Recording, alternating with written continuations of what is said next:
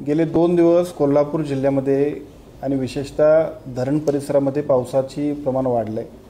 हे सगळे प्रमाण वाढल्यामुळे साहजिकच सगळ्या नद्या पात्राबाहेर सुद्धा येतील अशी परिस्थिती आहे आणि त्या संदर्भातली बैठक आज जिल्हाधिकारी कार्यालयात आपण सर्व अधिकाऱ्यांसमवेत घेतली।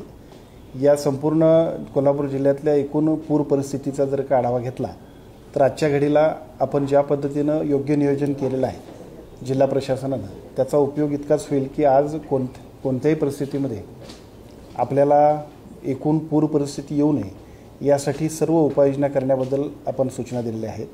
मला असं वाटतं की या सर्व सूचना देत असताना एका बाजूला सद्यस्थितीमध्ये आणखीनही 2 दिवस पुराच्या बद्दल पाऊस अजून सुद्धा पडेल अशा पद्धतीची परिस्थिती आहे। समजा पाऊस वाढला तरी सुद्धा सर्व अधिकाऱ्यांनी आपले हेडक्वार्टर सोडायचं नाही।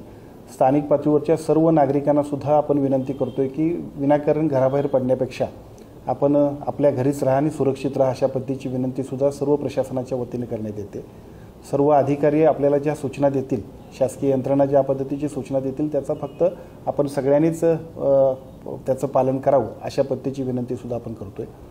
महापूर येण्यामध्ये कोल्हापूरच्या 2 गोष्टी महत्त्वाच्या आहेत। एका बाजूला पावसाचं प्रमाण प्रचंड वाढतंय आणि दुसऱ्या बाजूला खालच्या बाजूला असणाऱ्या आलमट्टीनं सुद्धा जर काही पाण्याचा विसर्ग सोडला नाही तर मग त्या पाण्याचा सगळा तुंब येतो आणि शिरोळनंतर साहजिकच आपल्या सगळ्यांना सुद्धा त्याचा फटका बसतोय। परंतु गेल्या वर्षभरामध्ये महाराष्ट्राचे मुख्यमंत्री आणि दोन्ही उपमुख्यमंत्र्यांच्या माध्यमातून विशेषतः राधाकृष्ण विखे पाटील साहेबांनी सुद्धा केलेल्या सहकार्यामुळे कर्नाटक सरकारच्या सुद्धा आपल्याला समन्वय योग्य पद्धतीने सुरू आहे आणि त्याच्यामुळे आलमट्टीचा विसर्ग आणि हिप्परगीचा विसर्ग सुद्धा योग्य पद्धतीने समन्वय करण्यामध्ये आमचे जिल्हाधिकारी असतील, आमचे इरिगेशनचे एससी असतील हे योग्य पद्धतीचा समन्वय करतात। त्यामुळे तोही पाण्याचा विसर्ग योग्य पद्धतीने पुढे चालू आहे। फक्त विनंती इतकीच आहे की प्रशासनाने दिलेल्या सूचनांचं आपण पालन करूया। ज्या सूचना आपण देतोय त्याचबरोबर तिथल्या अधिकारी सुद्धा आपल्याला त्या ठिकाणी उपस्थित असतील, आपल्याला सूचना देतील। माझी विनंती एवढी आहे की पाऊस आणखीन 2 दिवस जरी वाढला तरी सुद्धा योग्य त्या उपाययोजना करण्यासाठी प्रशासनाची यंत्रणा सज्ज आहे।